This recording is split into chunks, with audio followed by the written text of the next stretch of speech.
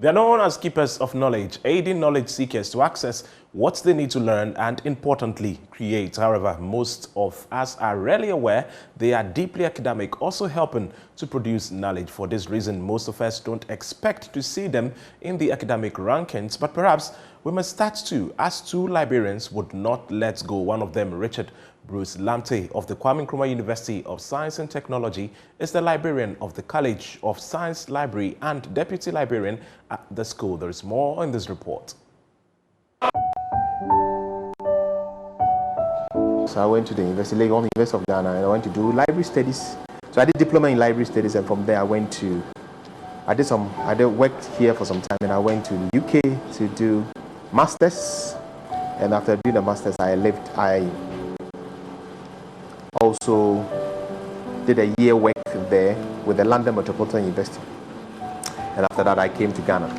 So when I came, I joined KNUST, and I was also employed as one of the library staff, that is a assistant librarian. I love the way, when I was working with the London Metropolitan University, I love the way the librarians there were serving users, students, supporting researchers in a whole lot. So I became very passionate. So when I came down to Ghana and I was employed in KNUST, I also became very passionate, and all the things that I learned there, I started implementing them here. I had the opportunity to get a scholarship to University of Stellenbosch to do MPhil in Science and Technology, where we did courses like the research evaluation, science communication, research impact, and all that, bibliometrics and scientometrics and all those things. And opened my mind more into how best a librarian could support researchers.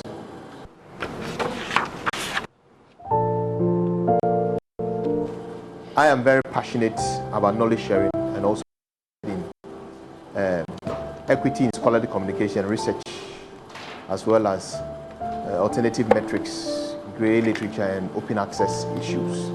So what I do is I publish quite a lot of things, the practical things and the things that I do. So like I look at papers coming from motivation of librarians all through to scholarly publishing, open access, because we believe that public funded research needs to make publicly accessible. So I look at how best researchers and public funds that are being used to do research can be made publicly accessible. And so I look at all these things, and now there are papers that I'm also looking at in terms of journals, predatory publishing. It will surprise you to know that many postgraduate students don't know the resources the library subscribes to, and many of them are doing their research. All they know is they go to Google. At best, they go to Google Scholar. But there are a lot of credible databases like School, Emerald, Wiley, Science Direct. They are very good databases that they can use to do their work.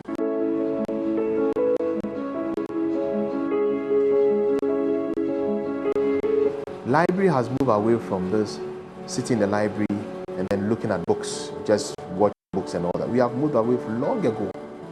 Be knowledgeable about technology, where technology is going. Be knowledgeable about things like currently we are in the area of artificial intelligence, and knowledgeable about some of these things. Issue of predatory journals, open access, scholarly publishing. Those are the things that you have to be very knowledgeable about so that you can serve your users effectively. I do a user survey at the end of every year, and I ask students, did you ever use a library? He said yes. So what did you use? Did you use the resources? Many of them said no. Why did you come to me? I wanted space. So you can see that many of them don't use your resources, but rather they need space. They need to use the space to learn. So there's a need for us to redesign the library spaces so that more people can come.